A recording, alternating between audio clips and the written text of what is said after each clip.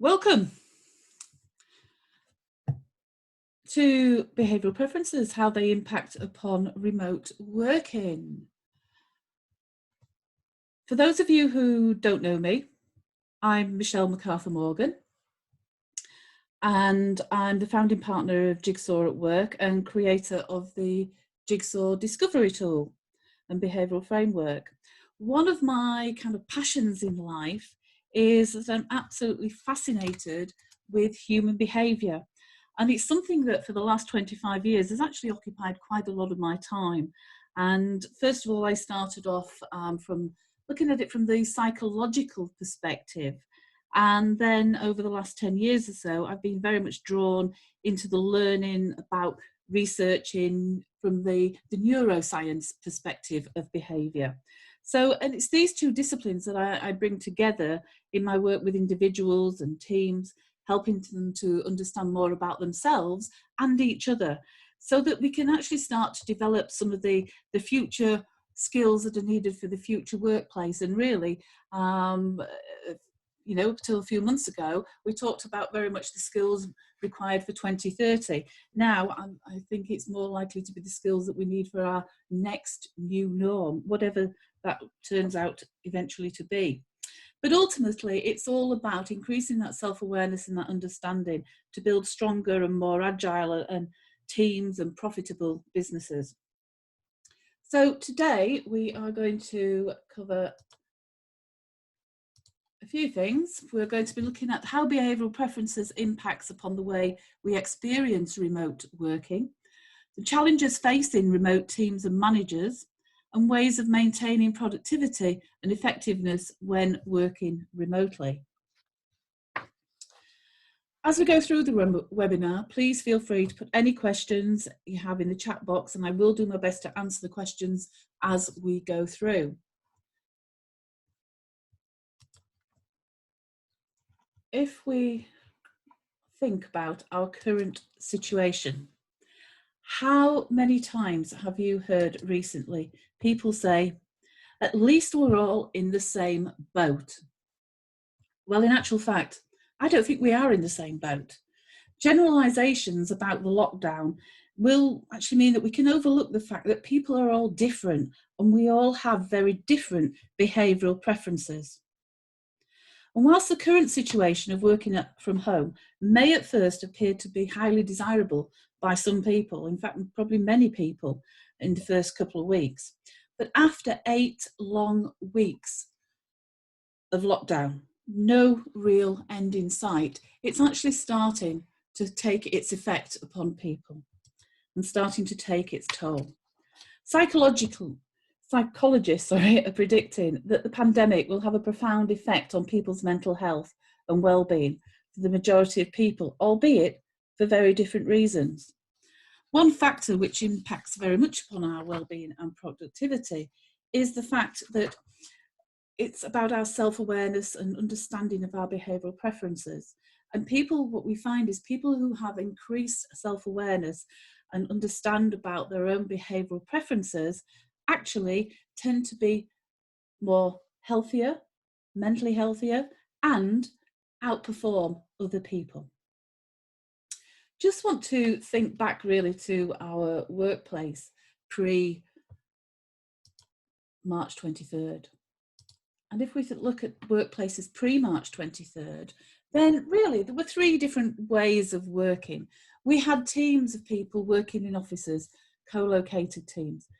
There were some virtual teams around as well.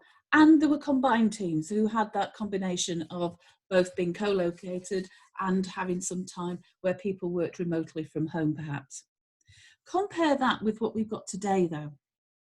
And what we have today is according to the Office of National Statistics, 49.2% of employees are now remote working, compared to just a couple of years ago, in 2018, just 4.4% of people were remote working. Now that's a huge change, and it's one which has been thrust upon us. We didn't ask for it. Many people didn't even actually want it. Yet it looks like something which is going to remain for a long time. And probably listening to reports and research being published at the moment, organisations are now questioning that need for having a physical office space. And many other organisations are thinking about reducing the physical space, so that although, yes, they may well keep an office as such, that some workers will actually spend most of the time working from home and perhaps just come in maybe one day a week, maybe a couple of days a month, whatever, but the majority of time being spent working from home, working remotely. And at the same time, as the workforce having to adjust to all these challenges and is having to establish that new norm, there is also the huge financial pressures that are on businesses. All this means that we actually need our people to be at the very top of the game, to be at their very, very best. Now, it may or may not come as a bit of a surprise when we start to think about the needs of remote team members. But in actual fact, what we found with the needs of remote team members are very similar to the needs of combined or co-located teams, because ultimately people, excuse me, people are people.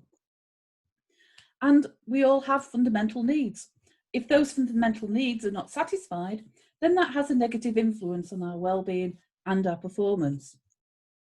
Some of you may well be aware of David Rock's SCARF model, which looks at the 5 social domains of experience.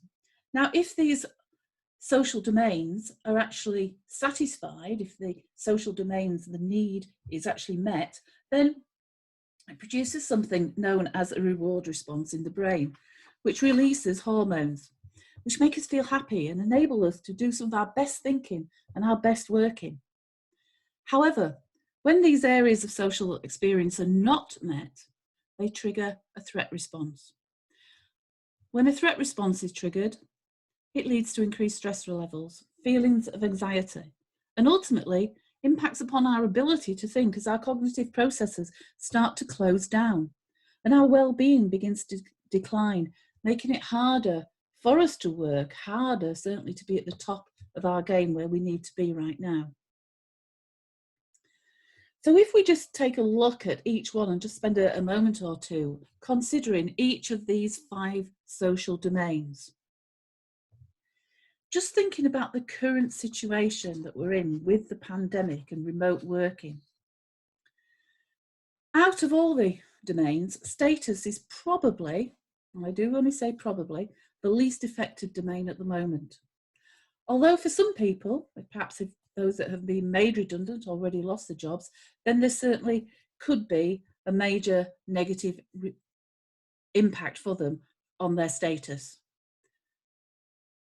Certainty is the next one, social domain. Now, I'm sure most of you will agree there is very little certainty around at the moment, or at least perceived certainty.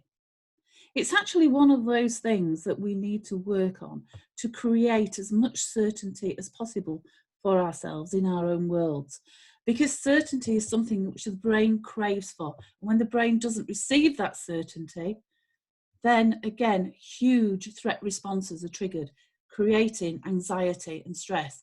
And that's one of the reasons partly behind when we saw all the mass panic buying right at the beginning of the kind of the lockdown situation, because there was no certainty and their brains went into mass panic and overdrive. It was a huge, what we call a level 3 threat response that was being controlling people. Their emotional brains were very much in control. So there are things that we can be certain about, and it's about finding those things that we can be certain about within our own worlds and creating that certainty for ourselves, or indeed, if you're a team manager, for your colleagues. Our autonomy and control has also taken a big negative hit at the moment. We feel that this has been done to us. We've been told that we have to stay at home. Until recently, we were told that we could only go out for an hour a day. We've had that autonomy, that choice taken away from us. And for many, many people, they still feel that they have lost that element of control in their lives. So again, this is another area that we need to focus on and look at how can we start to take back some of that control? How can we, perhaps as managers, help our people to feel they have some autonomy and some control? And a simple little thing can be just actually letting your team know that they can control their own working hours. They don't have to work Monday to Friday, 9 till 5. Perhaps, if they're juggling, looking after the children, homeschooling, etc., it might be helpful to them and a great reward actually to them if they can be more flexible with their hours. But that allows them some element of control, some perceived control back in their life. Relatedness. The need for belonging, knowing how we fit into the world, the way in which we connect and relate to each other, again, has taken a huge hit from a negative, a threat response point of view. And the last one of those social domains is fairness. Now, again, this may or may not affect everybody, but fairness, certainly, if you're a key worker and you've had to continue working throughout the whole lockdown situation, perhaps if you in the NHS, a carer, supermarket worker, transport haulage, it might not appear fair to you that you've had to continue working, putting yourself out there on the front line while other people are told to stay at home. Restaurant staff, it just so happens it's my old kind of trade, shall I say, profession. But I'm sure a lot of my colleagues who are still working in the restaurant trade don't feel it's very fair that they are going to be some of the last people to be able to return to work, the last people to open their businesses. So again, creating a huge threat response under fairness. So what we need to think about doing is how can we start to produce some reward responses and override some of the threat responses that we're now actually having, which then raise our levels of stress, impair our cognitive abilities, and impact on our well-being and performance. And the one thing to remember is that a threat response carries a lot more weight than a reward response, meaning that we need several reward responses for every threat response that we receive.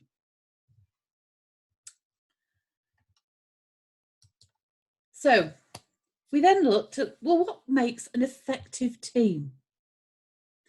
And if we just look at the top 3 things that make an effective team, no surprises really there: communication, trust, and teamwork.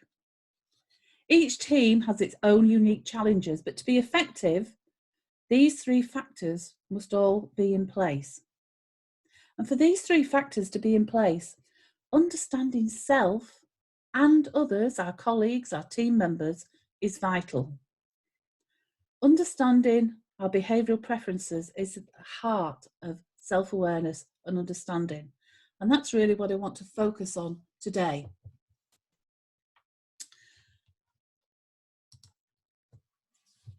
Why should we be self-aware?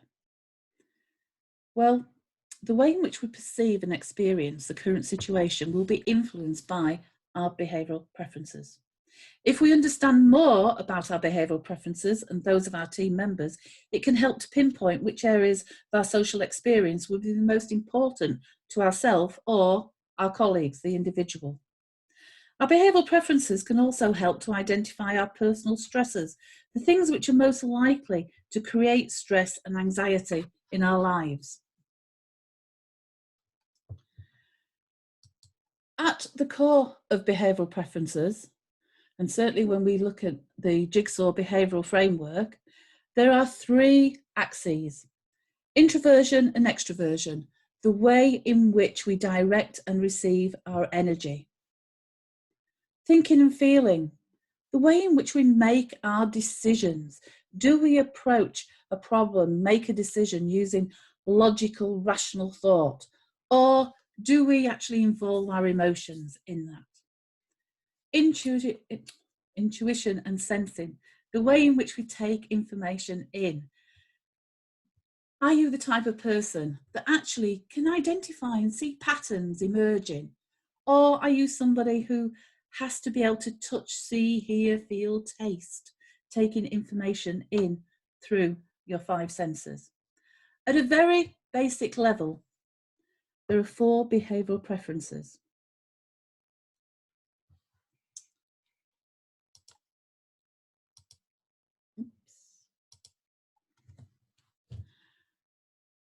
In the Jigsaw behavioural framework, we actually use characters to introduce the behavioural framework to people.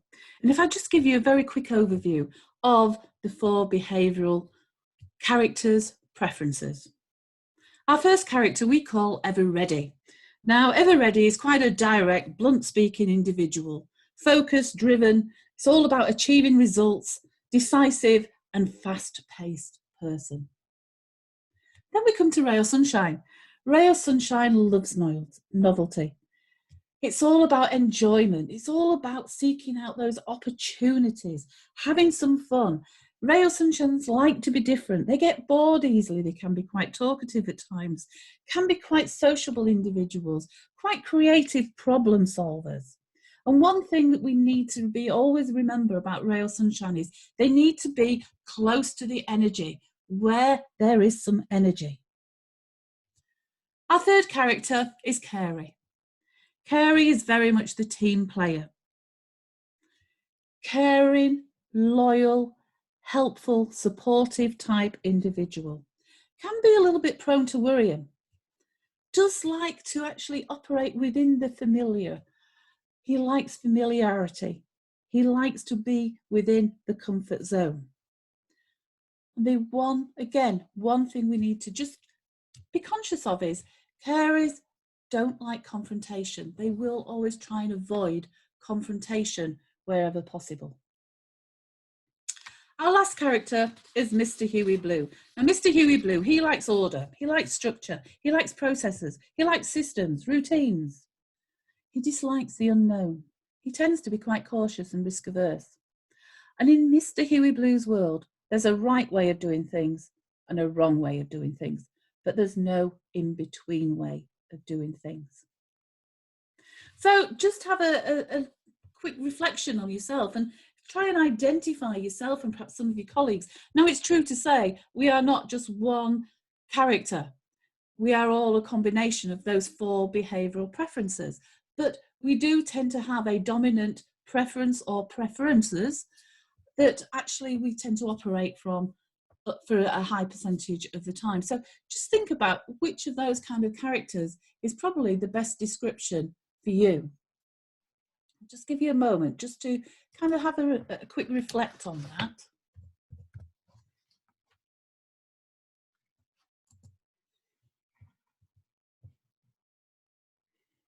Okay.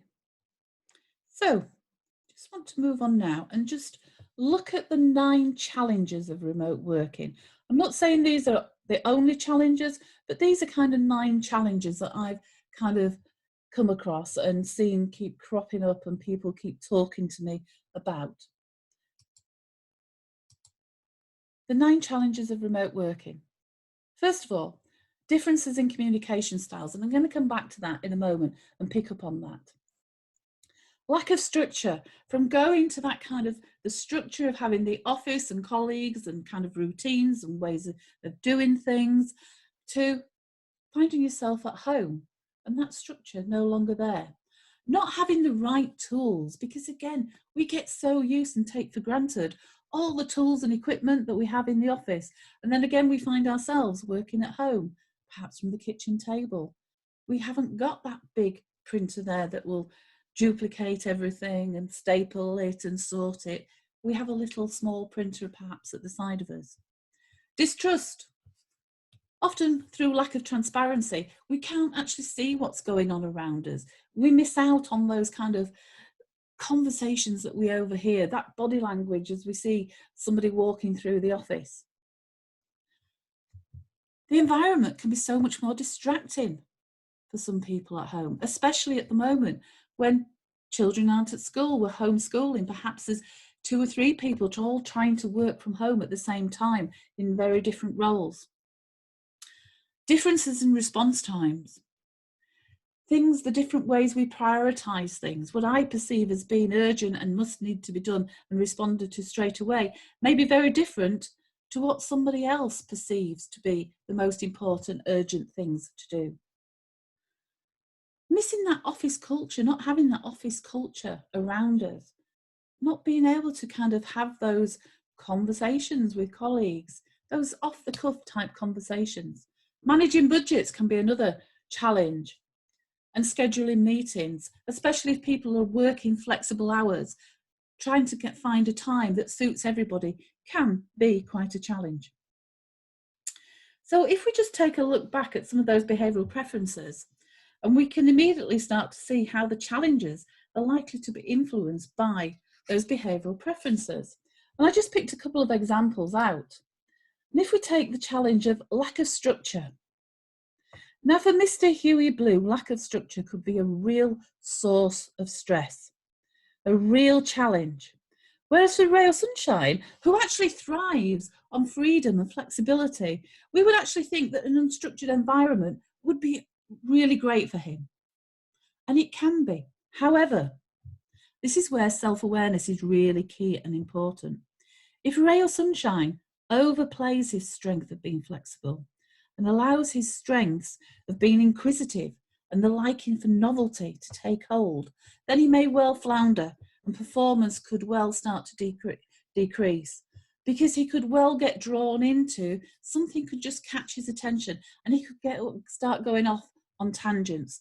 So that's this self-awareness bit, while on the surface you may say, well, actually, Ray or Sunshine, they love freedom and flexibility. They do, but in order to perform well, they still need an element of structure. Another example we could consider here is the challenge of having a lack of office culture. For carers, the loss of having that sense of belonging, being part of a team, being able to relate on a day-to-day basis with colleagues, catching up in the kitchen as you make those cups of coffee, again, can be a big source of stress and anxiety for the carer. Whereas for an Everready, it's likely to have little impact on them. The Everready is not such a people person as the carer is. For Everreadys, their focus is on achievement, success, getting the job done. Whereas for carers, their focus is around those relationships. They are people. I mentioned earlier the first challenge was communication because of the different communication styles. Now, in actual fact, communication is a whole topic in itself and perhaps a webinar for another week. The important thing to remember is that each behavioural preference has their own preferred style of communication. In my experience of working with organisations, large and small, across many different sectors, communicating effectively is one of the biggest challenges they have. And the thing that also amazes me is we communicate all day long, every day of our lives, yet we still can get it so wrong for so much of the time. One of the biggest mistakes we make is that we spend time thinking about what we want to say, but not how we should say it. Choosing the words carefully, words that will speak to the individual behavioural preferences and engage the individuals. But more of that another time.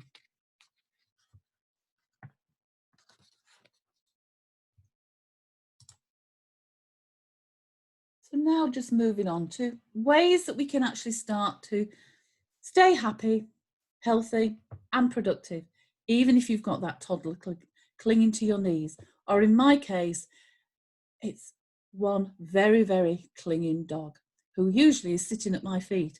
Today, he's not, fortunately, but usually you would hear little snoring going on in the background as the dog is sleeping under the desk, but not today.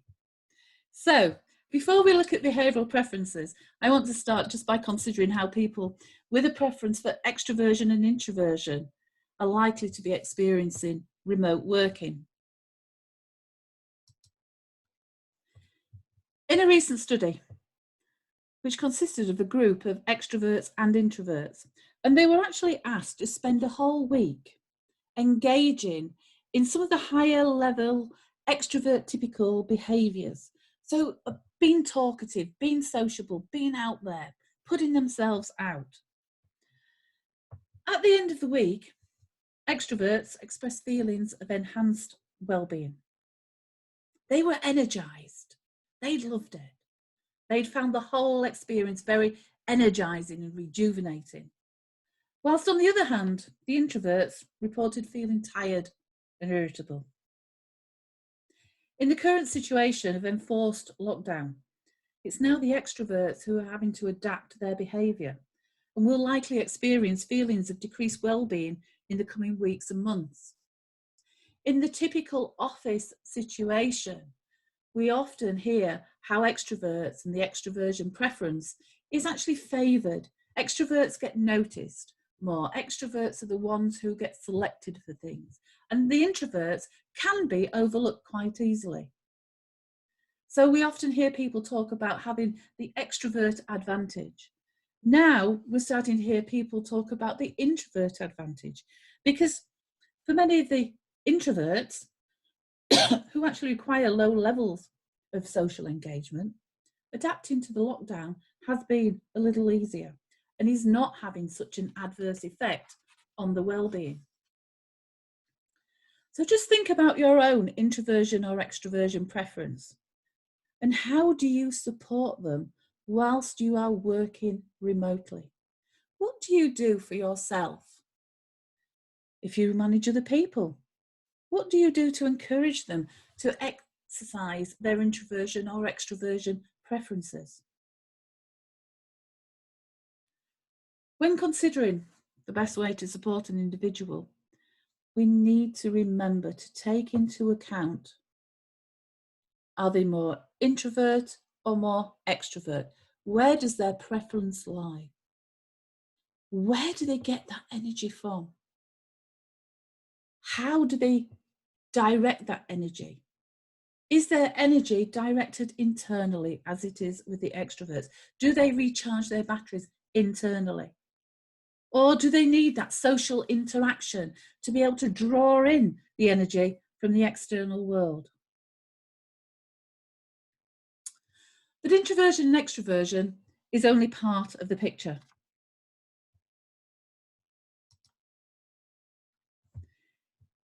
We need to think about the behavioural preferences.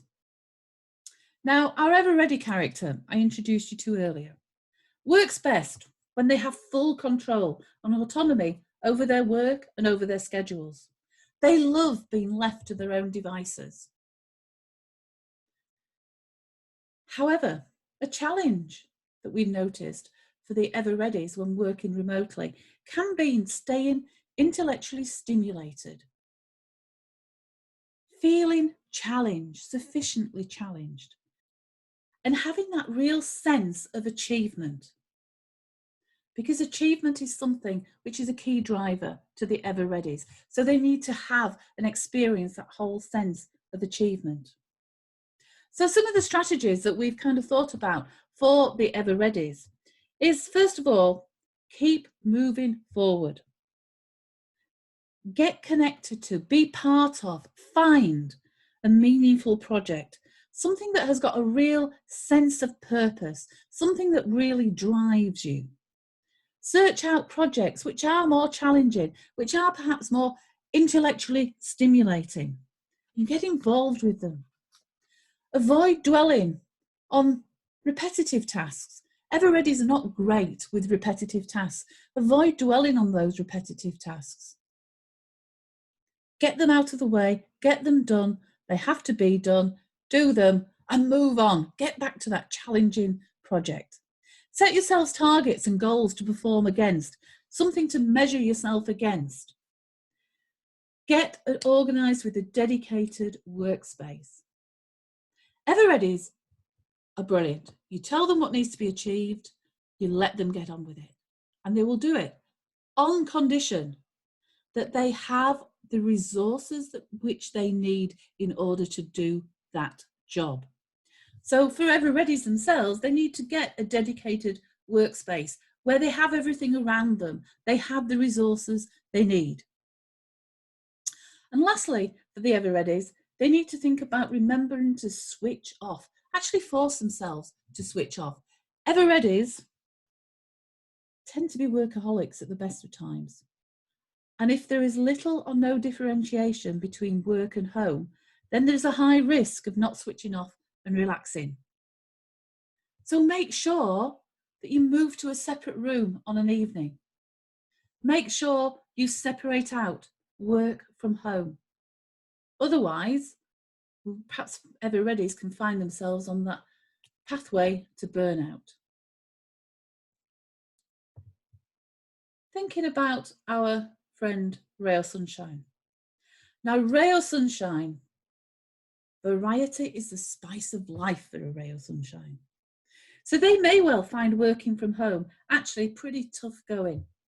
Being confined to the home for prolonged periods of time, especially when we could only go out for an hour a day.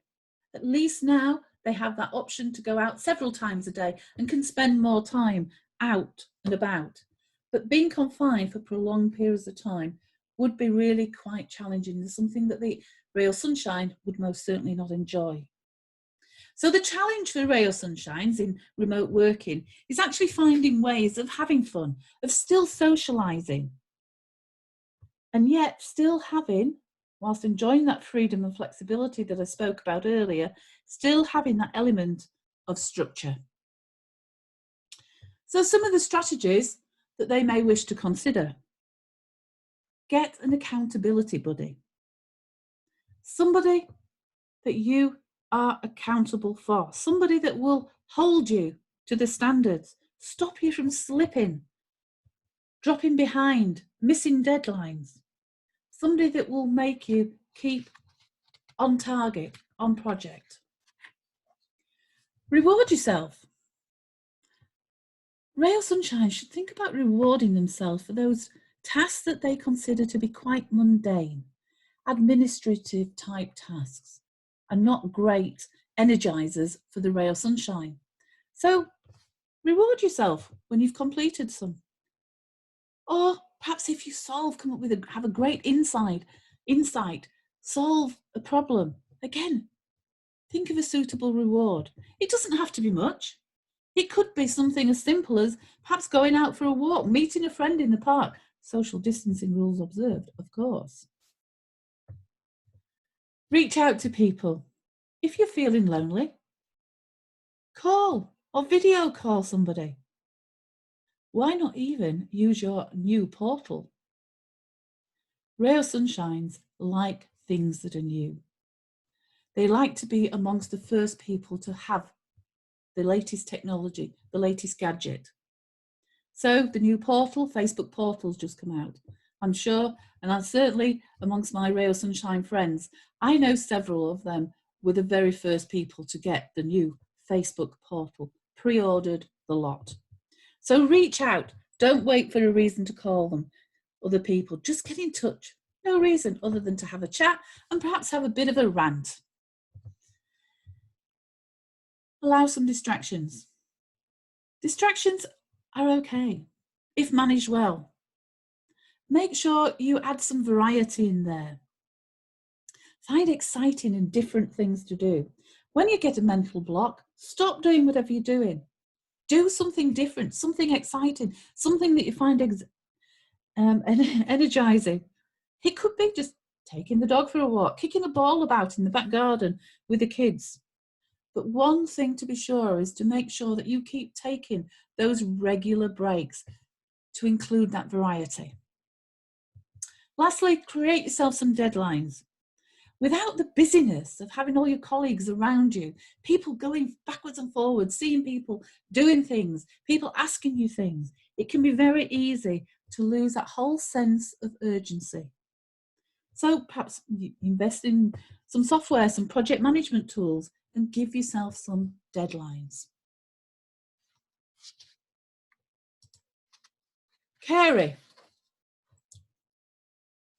With careys, careys are they're the great team players, very people orientated. They like being around colleagues. They like being part of that team. They like helping other people, collaborating with other people, supporting other people when they can. And the challenge for careys in remote working really comes from that lack of human contact. Carey is a people person. They like to be support and they like to support other people. So careys will be missing that opportunity to talk to colleagues informally. And losing those in-person connections is going to be quite difficult and challenging for them.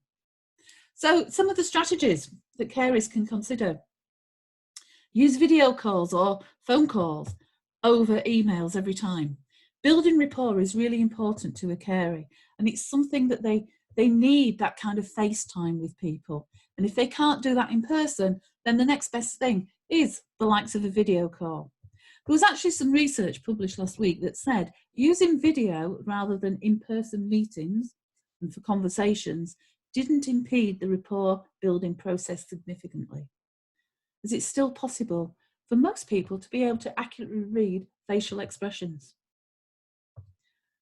Be social while social distancing. Use technology. Set up a virtual lunch with a colleague. Attend a virtual yoga class. Replicate those kitchen meetings. Now, we all know that most of us, when we've been in a meeting at work, in the office, when we come out of that meeting, we either walk down the corridor with a colleague, having a good old chat, sharing our thoughts about the meeting, or we go into the kitchen and make ourselves a coffee, and again, share our thoughts about the meeting. And the careys, they can miss having that opportunity. So why not, at the end of a virtual meeting, when the meeting's finished, pick up the phone and speak to a colleague. Have a conversation, share those conversations, those thoughts, just as you would do in the real workplace, the live workplace. Cut yourself some slack. Careys, although they like to help and support other people, they actually have a tendency to be very hard on themselves. So show yourself some kindness and compassion. Take time out, make time for yourself. Ask for help when you need it. Again, carers are very good at offering that help, but rarely do they're more reluctant to ask for help. They don't want to impose on other people. So make sure that you do reach out and ask for help. Offer a listening ear. As I've said, carers are very good at being there and helping, supporting other people. But remember, carers, by doing that, it actually helps you to rejuvenate yourself as you go through the day, because it helps to re-energize you. You're doing something that is playing to your preference. Get super organized. Again, it's all about having that dedicated workspace and letting other members of your household know when you're at work, and that when you're at work, they should only approach you if it's a real emergency. Try and get rid of as many of those distractions as possible during the work time to stay focused for longer. Mr. Huey Blue. For Mr. Huey Blue, his organisational skills are one of his key strengths. Self-discipline, motivation, all mean that actually working from home shouldn't present too much of an issue for him. However, the challenge, and there's always a challenge, the challenge will be coping with the less than perfect systems. Dealing perhaps with colleagues who are working flexible, different kind of working times to themselves. Working with other people who are perhaps working to different standards to themselves. Remember, I said in Mr. Huey Blue's world, there's a right way, there's a wrong way, and the right way tends to be their way.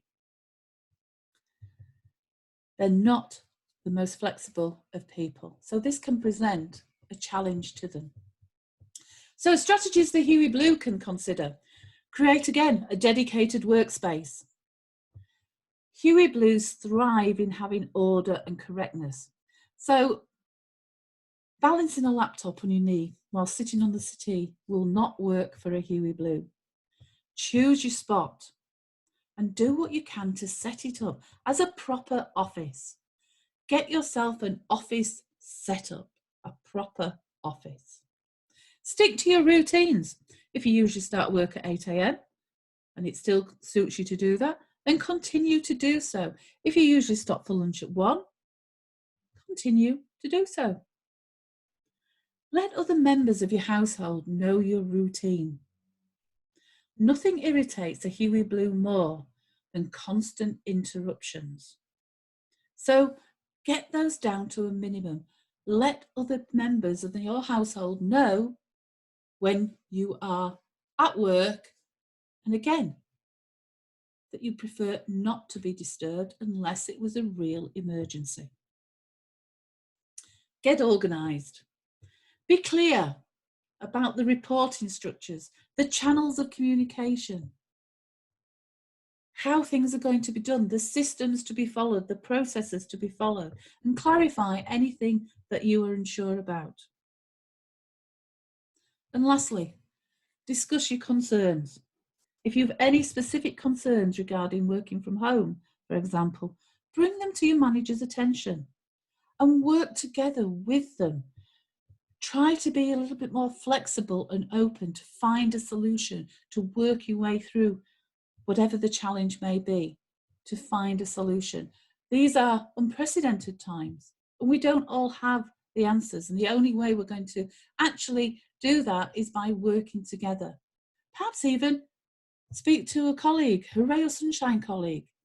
Ask them how they would do it. Ask them for some ideas, because they're the creative problem solvers. They might think of something that you would never ever think about doing. But do you know what? When you put it into practice, it may well work. So I've tried to give you an insight into the behavioural preferences and the things that they can do better to support the behavioural, either your own or colleagues' behavioural preferences when working remotely. If you're a team manager, think about how well do you know and understand the behavioural preferences of your individual team members.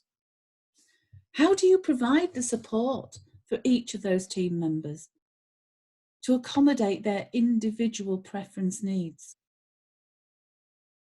And what else could you do to better support their needs and enable them to maintain their health, happiness, and performance? A final thought. It takes more than a good Wi-Fi connection and technology to work remotely effectively. You also need to be aware of those behavioural preferences and those of your colleagues. Hopefully, I provided some food for thought about how you and your colleagues could organise your environment and get the level of get the level of social interaction you need to maintain your well-being and to help you work more effectively as a remote team.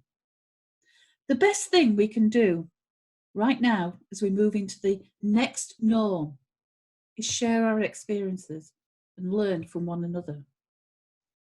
Before I take a few of your questions, just want to tell you about an upcoming event. On the 30th of June, we're doing a virtual Jigsaw Discovery experience where we'll be diving deep into the behavioural preferences.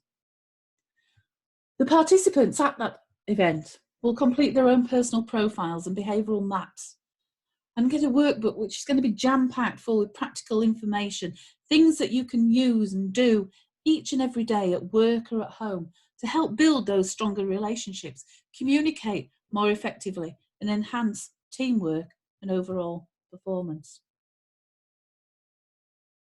One last thing just to remember, I have to remember to say before we leave today and go and move on to questions is over the next couple of days, we will be sending out a recording or a link to a recording of the webinar, so you can refer back to it. So really, if there are any questions now, I am very happy to take any questions you have got. If anybody thinks of any questions after the event, then again, I am very happy for you to get in touch with me, drop me an email, contact me on LinkedIn. You know where to get hold of me, and I'm happy to we can set up a Zoom call if you think you'd like to have a Zoom call. You can easily schedule a 15-30-minute Zoom call, no problem at all, and just talk through some of the challenges perhaps you've got, and perhaps how thinking about behavioural preferences could perhaps help you and your team. So are there any questions or anything from anybody? Interesting sessions, thank you. Thank you, everybody. Thank you, Barbara. Thank you, Donna. One question, are there any quick, easy activities a team could do remotely to understand each other's preferences? One of the things you could do remotely, a lot of it comes down to communication, in fairness, and there is nothing wrong with talking. I'm quite happy for you to kind of use some of the things that I've said today about those 4 behavioural preferences, and perhaps you could introduce those 4 behavioural preferences to team members. Just talk about the actual, the different preferences people have, how some people prefer to be much more people persons, other people prefer to be able to spend more time working alone, other people prefer to be part of a team, and get people to share their preferences, give them some time to think about how they can actually, what they prefer, basically, what do they do to support their own preferences for the way they prefer to work? How have they got their work organised? How have they got a dedicated workspace? Get them to share what they're doing. Get them to share then what they think other people could perhaps do, how you could all support one another within the team. Have a discussion around meetings. Do you want to set up, just have formal meetings, online meetings, maybe once a week, once a month, whatever regularity you actually feel is necessary and appropriate? Or would they like to have those informal? I know plenty of teams at the moment, and literally 10 o'clock every morning, everybody who wants to logs on to Zoom, and they have 10 minutes and they all sit and they have a cup of coffee and a chat and a catch up. It's not about work.